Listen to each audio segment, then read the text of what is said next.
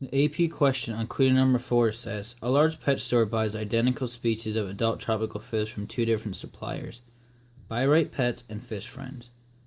Several of the managers of the pet store suspect that the lengths of the fish from Fish Friends are consistently greater than the lengths of the fish from Buy Right Pets. Random samples of 8 adult fish of the same species from Buy Right Pets and 10 adult fish from the same species from Fish Friends were selected, and the lengths of the fish in inches were recorded as shown in the table below.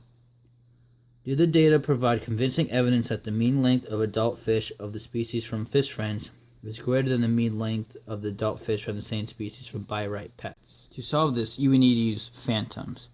Phantom stands for, P stands for parameter, H stands for hypothesis, A stands for assumptions, N is where you name the test, T is where you do the test, O is obtain the p-value, M is make like a solution or statement, and S is to state the solution in context of the problem.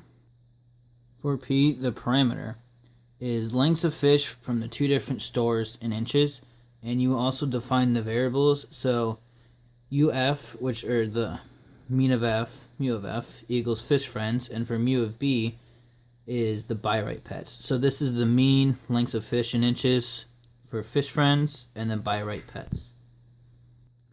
H is the hypothesis, and our no hypothesis is that the length of fish from Fish Friends is equal to the mean length of fish from Buy Right Pets.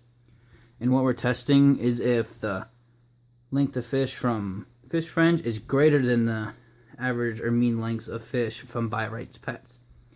And our assumptions, A is our assumptions, and it is a SRS, which is a simple random sample. And we know that because they say they collected random samples of the adult fish from each store. And 18 is less than 30, and this is significant because 30 is like the minimum value of sample we want, but we only have 18 total fish. So 18 is below 30, so we assume it's approximately normal, but we proceed with caution because 18 is less than 30, because the better or the greater sample size we have, the more accurate we can be with our data. So N is name the test, and the test is a 2-sample t-test.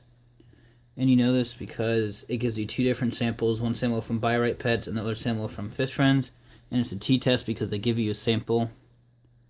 And so for the test, you will use this formula, which is the difference of the mean between the two places, over the square root of the sample standard deviation squared over the number of how many samples, plus the same thing for the other store, all over square root.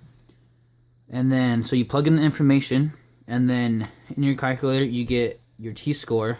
So this will equal 0.257, and you have a degrees of freedom of 7, because you use n minus 1 of your small sample, and your small sample is 8 from the Buy Right Pets, so n minus 1, or 8 minus 1 is 7. So you have a t-score, or t-value, equals 0.257, and your degree of freedom is 7. So O, which is obtain a p-value, and then you know your t is 0.259, and your degree of freedom is 7. So in the back of the textbook in the chart, you can find that your p-value will be greater than 0.25, and we're going to use an alpha value of 0.05 because that is the average alpha value. So for M and S, which is the make the statement in context, we failed to reject the hoe that fish lengths from Buy Right Pets and Fish Friends are the same because the p-value of p is greater than 0.25 is greater than the alpha value of 0.05.